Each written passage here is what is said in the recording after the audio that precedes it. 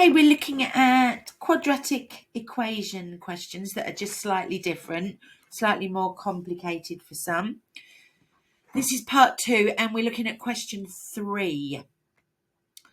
And it says, Mel is using the quadratic formula to solve a quadratic equation. She substitutes values into the formula and correctly gets -5 plus or minus square root of 25 minus 12 all over 6. Work out the quadratic equation that Mel is solving. Give your answer in the form ax squared plus bx plus c equals 0, where a, b and c are integers. Okay, so this is an interesting question because it's coming from the opposite angle to what we're used to. We're used to being given this quadratic or having to arrive at a quadratic and then turning it into the quadratic equation. Using the quadratic formula. So let's start by writing up what the formula is. It's minus b plus or minus square root of b squared minus 4ac all over 2. And from that, we're going to try and draw out what a is, what b is, and what c is. And then we can substitute them in to the form we're used to, which is ax squared plus bx plus c equals 0. And that's our job. That's the job we've got to do. Okay, well, let's start with... Oh, I've missed out an a there.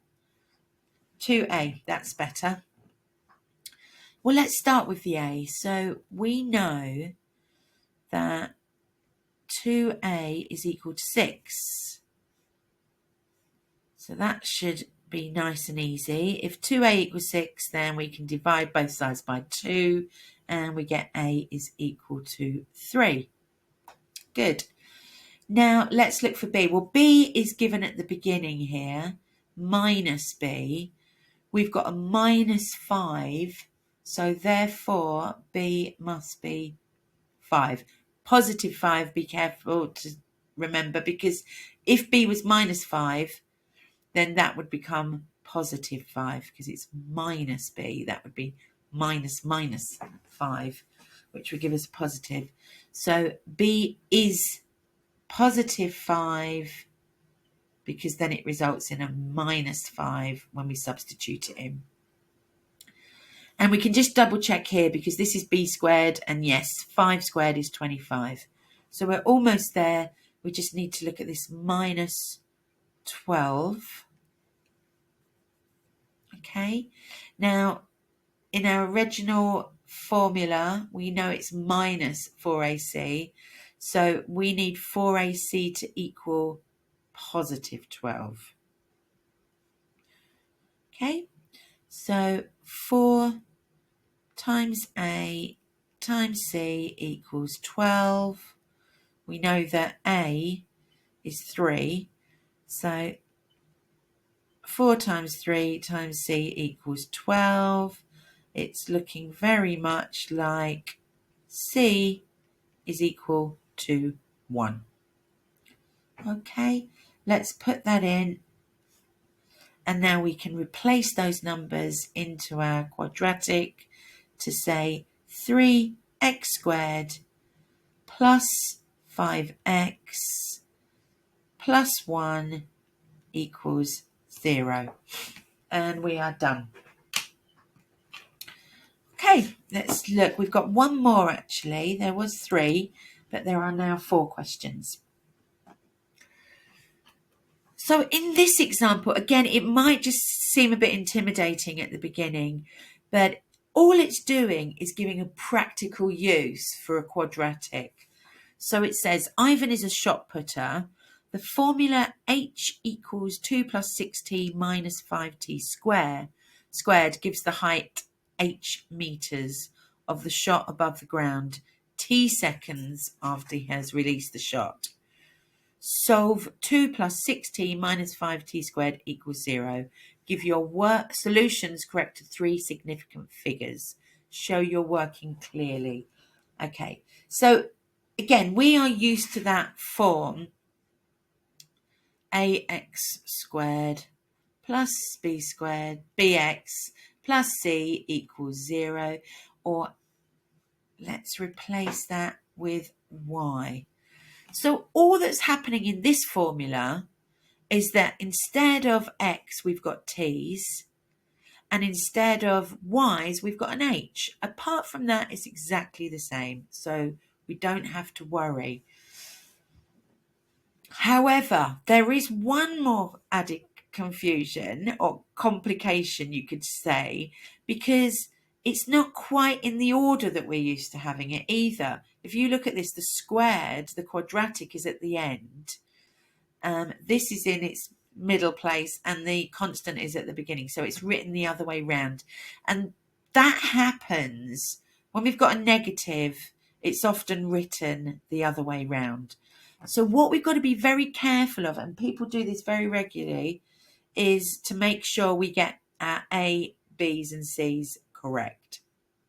Let's start with the formula. Minus B plus minus square root of B squared minus 4AC all over 2A. And now let's carefully put in what A, B and C are. And we've got to be careful because, as we say, our quadratic is at the end here. So that is our A, minus 5. Okay, here, this is our equivalent of bx. So b is 6. And our constant is at the beginning instead of the end. So c is 2. And that is just the part where you have to be a little bit careful. Okay. So now we know it's to 3 significant figures. So let's put it into this formula. And maybe this time, because in the last example, I tidied it up before we put it into our calculator.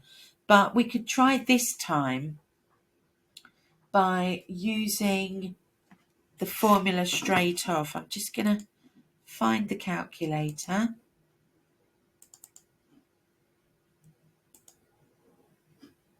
There we go.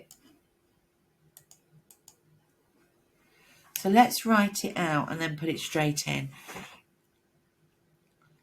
Minus 6 plus or minus the square root of 6 squared minus 4 times, and then in brackets I'm going to put minus 5 because we've got that negative, put it in brackets, times 2, and that is all over 2 times, and again in brackets, minus 5. So you may like to tidy up before you put it in the calculator, but let's just do it from there to see how we get on. Okay, so remember, always start with the fraction sign because everything's divided by 2a. And then we're going to put in minus 6. We'll start with the positive, plus, and then we've got square root 6 squared minus 4 times, and then I'm going to put in brackets, minus 5, close bracket, times 2. And I'm going to come down to the bottom, the denominator, and put in 2 times, again I'm going to use brackets, minus 5, close brackets, equals. There we go. And we get 3 minus root 19 over 5. We want it to 3 significant figures. So let's click equals. Oops, sorry, let's click SD. And there we have it. I'm going to have to move this out of the way, otherwise it would disappear on me. So that equals 0.272, because it was 27177. So to 3 significant figures, that's going to be 0.272. And then let's look at changing the sign. So we're going to go back up.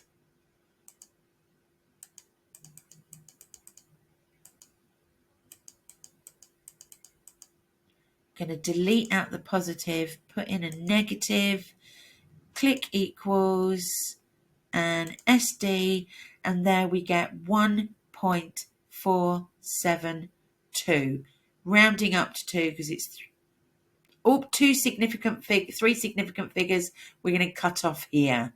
So 1.47. Okay.